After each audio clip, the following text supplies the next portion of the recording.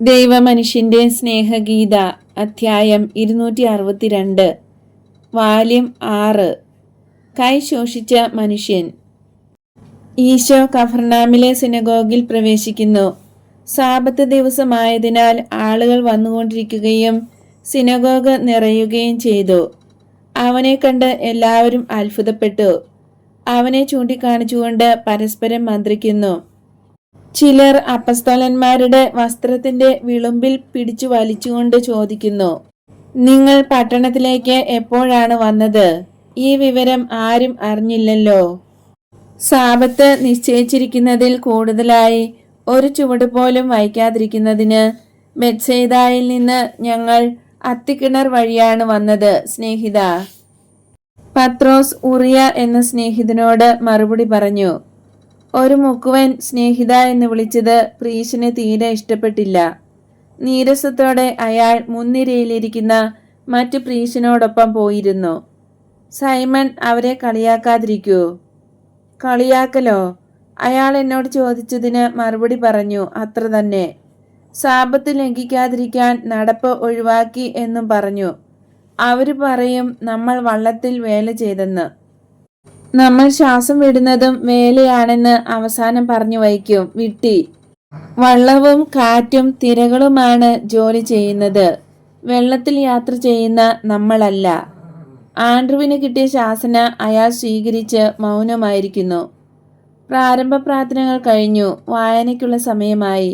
വിശുദ്ധ ഗ്രന്ഥത്തിൽ നിന്ന് ഒരു ഭാഗം വായിക്കുകയും അത് വിശദീകരിക്കുകയും വേണം. സിനഗോഗിന്റെ തലവൻ അതിനായി ഈശോയെ ക്ഷണിക്കുന്നു.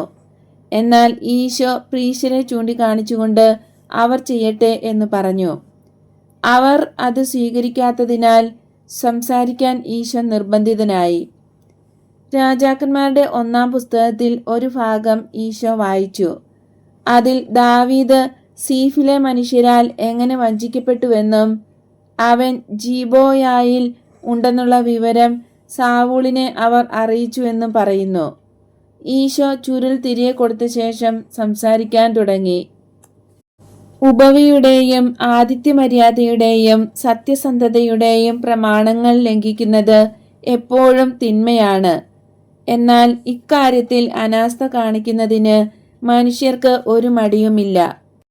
ഇവിടെ നമുക്ക് ഇതുപോലുള്ള അനാസ്ഥയുടെയും തൽഫലമായുണ്ടാകുന്ന ദൈവശിക്ഷയുടെയും ഇരട്ട കഥകളാണുള്ളത്.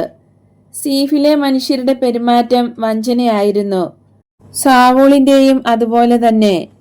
ആദ്യത്തെ കൂട്ടർ ശക്തനായവന്റെ കൂടെ ചേരണമെന്ന് നിശ്ചയിച്ചു. രണ്ടാമത്തെ ആളിന് ദൈവത്തിന്റെ അഭിഷിക്തനെ ഒഴിവാക്കണമെന്നുള്ള ദുരുദ്ദേശവും. അങ്ങനെ 2 കൂട്ടരും സ്വാർത്ഥതയാൽ ഒന്നു ചേർന്നു. ഇസ്രായേലിന്റെ പാപിയായ കപട രാജാവ് കൂട്ടുകാരുടെ ഹീനമായ ആലോചനയ്ക്ക് മറുപടി കൊടുത്തപ്പോൾ കർത്താവിന്റെ നാമം ഉപയോഗിച്ചു പറഞ്ഞു, നിങ്ങൾ കർത്താവിനാൽ അനുഗ്രഹിക്കപ്പെടട്ടെ എന്ന്. ദൈവനീതിയോടുള്ള നിന്ന പലപ്പോഴും ദൈവത്തിന്റെ നാമവും അവന്റെ അനുഗ്രഹവും മനുഷ്യന്റെ ദുഷ്ടതയ്ക്ക് പ്രതിഫലമായോ ഉറപ്പിനായോ യാചിക്കുന്നു.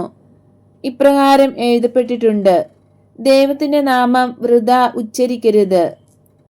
ഒരുവന്റെ അയൽക്കാരനെതിരായി ഒരു ദ്രോഹം ചെയ്യുമ്പോൾ ദൈവത്തിന്റെ നാമം ഉച്ചരിച്ചുകൊണ്ട് ചെയ്യുന്നതിനേക്കാൾ വ്യർത്ഥവും ദുഷ്ടത നിറഞ്ഞതുമായ എന്തെങ്കിലും ഉണ്ടാകാനുണ്ടോ?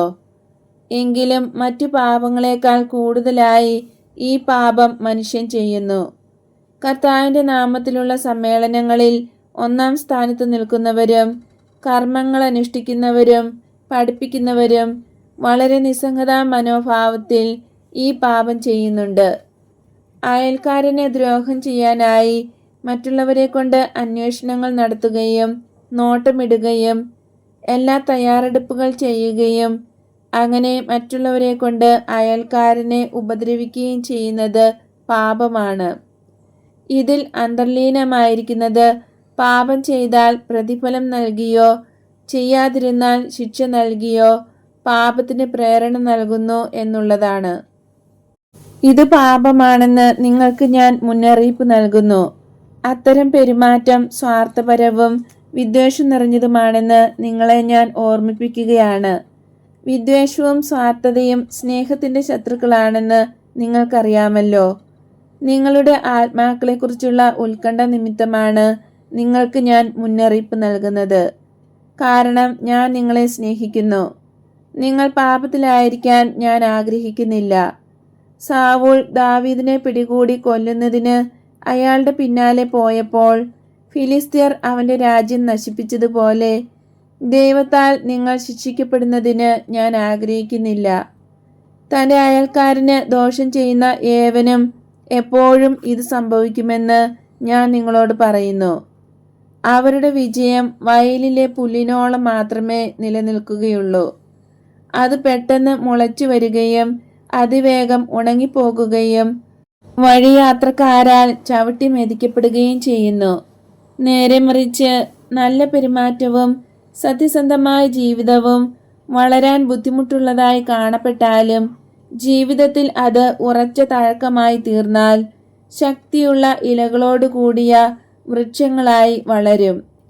ഒരു കൊടുങ്കാറ്റിനും അതിനെ പിഴുതു കളയാനോ ഏത് കഠിന വരൾച്ചയ്ക്കും അതിനെ ഉണക്കിക്കളയാനോ പറ്റില്ല. നിയമത്തോടുള്ള യഥാർത്ഥമായ വിശ്വസ്തത ഒരു ശക്തിയുള്ള വൃക്ഷമായി തീരും. അത് വികാരങ്ങൾ കൊണ്ട് ചായുകയോ സാത്താന്റെ അഗ്നിയിൽ കത്തിപ്പോകുകയോ ഇല്ല. ഞാൻ നിർത്തുന്നു. ആർക്കെങ്കിലും എന്തെങ്കിലും പറയാനുണ്ടെങ്കിൽ പറയട്ടെ. ഞങ്ങൾ നിന്നോട് ചോദിക്കുന്നു, ഫരിസേയരായ ഞങ്ങളെ ഉദ്ദേശിച്ചാണോ നീ ഇത് പറഞ്ഞത്? ഈ സിനഗോഗ് നിറയെ ഫരിസേയരാണോ? നിങ്ങൾ ഫരിസേയർ 4 പേർ മാത്രമല്ലേ ഉള്ളൂ? 100 കണക്കിന് മറ്റുള്ളവർ അല്ലേ ഉള്ളൂ? എൻ്റെ വാക്ക് എല്ലാവർക്കും വേണ്ടിയുള്ളതാണ്. പക്ഷേ പരാമർശം വ്യക്തമാക്കിയിട്ടുണ്ട്. വാസ്തവത്തിൽ ഒരു സമാന്തര സംഭവം കേട്ടപ്പോൾ ഉണ്ടായ സംശയം കൊണ്ട് മാത്രം ഒരാൾ കുറ്റപ്പെടുത്തുന്നു എന്ന് ഒരിക്കലും കേട്ടിട്ടില്ല. പക്ഷേ നിങ്ങൾ അതാണ് ചെയ്യുക. ഞാൻ നിങ്ങളെ കുറ്റപ്പെടുത്തുന്നില്ലെങ്കിൽ നിങ്ങൾ എന്തിനാണ് സ്വയം കുറ്റപ്പെടുത്തുന്നത്? ഞാൻ പറഞ്ഞതുപോലെ നിങ്ങൾ പ്രവർത്തിക്കുന്നുവെന്ന് നിങ്ങൾക്ക് തോന്നുന്നുണ്ടോ? എനിക്ക് തോന്നുന്നില്ല. പക്ഷേ യാഥാർത്ഥ്യം അങ്ങനെയാണെങ്കിൽ നിങ്ങളുടെ വഴികൾ ശരിയാക്കുക. കാരണം മനുഷ്യൻ ബലഹീനനാണ്. തന്മൂലം പാപം ചെയ്യാതിരിക്കാൻ ആഗ്രഹിക്കുകയും ചെയ്താൽ ദൈവം അവനോട് ക്ഷമിക്കും. എന്നാൽ പാപത്തിൽ ഉറച്ചു നിൽക്കുന്നത് ഇരട്ടി പാപമാണ്. അതിന് പൊറുതിയില്ല. ഞങ്ങൾ അത്തരം പാപം ചെയ്തിട്ടില്ല. കൊള്ളാം, എൻ്റെ വാക്കുകളിൽ വിഷമിക്കേണ്ട. വാഗ്വാദം അവസാനിച്ചു. പാട്ടിൻ്റെ ശബ്ദം സിനഗോഗിൽ നിറഞ്ഞു നിൽക്കുന്നു. മറ്റു സംഭവങ്ങളൊന്നും കൂടാതെ സമ്മേളനം അവസാനിക്കുന്നതായി തോന്നുന്നു. അപ്പോഴതാ യോവാക്കിം എന്ന ഫരിസേയൻ ജനക്കൂട്ടത്തിലുള്ള ഒരു മനുഷ്യനെ വിളിക്കുന്നു. 50 വയസ്സ് കാണും. അയാളുടെ ഒരു കൈ ശോഷിച്ചതും മറ്റേ കൈയേക്കാൾ നീളം കുറഞ്ഞതുമാണ്. ഈശോ അയാളെ കാണുന്നു. ആ മനുഷ്യന്റെ മേൽ ഈശോയുടെ ശ്രദ്ധ തിരിക്കുന്നതിനായി കുറെ ആളുകൾ ശബ്ദകോലാഹലങ്ങൾ സൃഷ്ടിച്ചു. വെറുപ്പും കാരുണ്യവും ഈശോയുടെ മുഖത്ത് വ്യക്തമായി മിന്നിമറഞ്ഞു. ആ പ്രതിസന്ധി, അവരുടെ അടി ഈശോ ഒഴിവാക്കുന്നില്ല. നേരെ മറിച്ച് നിശ്ചയദാർഢ്യത്തോടെ അതിനെ നേരിടുകയാണ്. ഈശോ ആ മനുഷ്യനോട് ആജ്ഞാപിച്ചു, നടുവിലേക്ക് വരിക. ആ മനുഷ്യൻ ഈശോയുടെ മുമ്പിൽ വന്നു നിന്നു. എന്തിനാണ് എന്നെ പരീക്ഷിക്കുന്നത്? വിദ്വേഷത്തെക്കുറിച്ചും മറ്റും ഞാൻ നിങ്ങളോട് പറഞ്ഞു തീർന്നതല്ലേയുള്ളൂ. ഇപ്പോൾ തന്നെ നിങ്ങൾ എന്നോട് പറഞ്ഞില്ലേ, ഞങ്ങൾ അത്തരം പാപം ചെയ്തിട്ടില്ല എന്ന്. നിങ്ങൾ മറുപടി തരികില്ലേ? ഇതിനെങ്കിലും ഉത്തരം പറയൂ. സാബത്ത് ദിവസം നന്മ ചെയ്യുന്നത് നിയമാനുസൃതമാണോ? ജീവനെ രക്ഷിക്കുന്നതോ അതോ കൊല്ലുന്നതോ ഏതാണ് നിയമാനുസൃതമായത്? നിങ്ങൾ മറുപടി പറയുന്നില്ലേ? നിങ്ങളുടെ സ്ഥാനത്ത് ഞാൻ മറുപടി പറയും. എല്ലാ ജനങ്ങളുടെയും മുമ്പാകെ അവർക്ക് നിങ്ങളെക്കാൾ നന്നായി വിധിക്കാൻ അറിയാം. കാരണം അവർ സാധാരണക്കാരും വിദ്വേഷത്തിൽ നിന്നും അഹങ്കാരത്തിൽ നിന്നും വിമുക്തരുമാണ്. സാബത്തിൽ ജോലി ചെയ്യുന്നത് നിയമാനുസൃതമല്ല.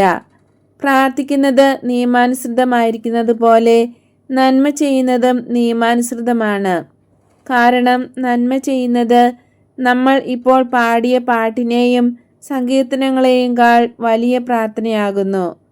എന്നാൽ സാബത്തിലോ മറ്റേതെങ്കിലും ദിനത്തിലോ തിന്മ ചെയ്യുന്നത് നിയമാനുസൃതമാണോ? ഒരു ഗൂഢാലോചനയുടെ ഫലമായിട്ടാണ് ഈ മനുഷ്യനെ ഇവിടെ കൊണ്ടുവന്നിരിക്കുന്നത്. ഇയാൾ ഈ നാട്ടുകാരനെയല്ല. ഞാൻ ബെത്സയിദായിൽ ഉണ്ടെന്നറിഞ്ഞ് 2 ദിവസം മുമ്പാണ് ഇയാളെ ഇവിടെ കൊണ്ടുവന്നത്. ഞാൻ എൻ്റെ പട്ടണത്തിൽ വരുമെന്ന് നിങ്ങൾ ഊഹിച്ചു. നിങ്ങൾ അങ്ങനെ ചെയ്തത് എനിക്കെതിരായി എന്തെങ്കിലും കണ്ടുപിടിക്കാനാണ്. അങ്ങനെ നിങ്ങളുടെ ആത്മാക്കളെ രക്ഷിക്കുന്നതിന് പകരം അവയെ കൊല്ലുക എന്ന പാപം കൂടെ ചെയ്യുന്നു. പക്ഷേ ഞാൻ നിങ്ങൾക്ക് മാപ്പ് തരുന്നു. ഈ മനുഷ്യൻ്റെ വിശ്വാസത്തെ ഞാൻ നിരാശപ്പെടുത്തുന്നില്ല. ഞാൻ സുഖപ്പെടുത്തും എന്ന് പറഞ്ഞ് നിങ്ങൾ ഇയാളെ ഇവിടെ കൊണ്ടുവന്നു. ഇയാൾ നിഷ്കളങ്കനാണ്. അതേസമയം നിങ്ങൾ എനിക്ക് ഇതൊരു കെണിയാക്കി. ഇയാൾ ഇവിടെ വന്നത് സുഖപ്പെടണമെന്ന ആഗ്രഹത്തോടെയാണ്. അത് അങ്ങനെ തന്നെ ആയിരിക്കട്ടെ. മനുഷ്യ, നിന്റെ കൈ നീട്ടിപ്പിടിക്കുക. നീ സമാധാനത്തോടെ പോകുക. അയാൾ അനുസരിച്ചു. അയാളുടെ ശോഷിച്ച കൈ മറ്റുള്ളവരുടെ കൈകൾ പോലെയായി.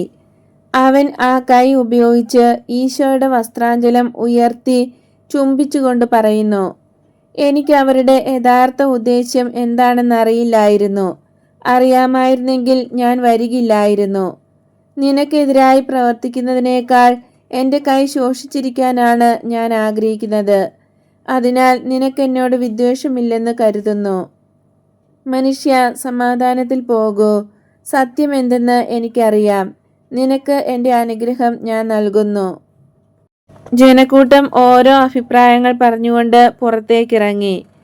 അവസാനം ഈശോ തൻ്റെ 11 അപ്പസ്തോലന്മാരുമായി സിനഗോഗിന് പുറത്തു വന്നു.